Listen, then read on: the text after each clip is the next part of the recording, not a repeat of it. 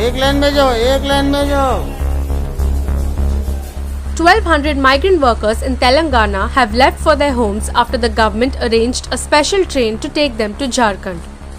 A non-stop train left from Telangana's Lingampalli station at around 5 am. The migrants working at the IIT Hyderabad campus had protested, seeking arrangements to go back home.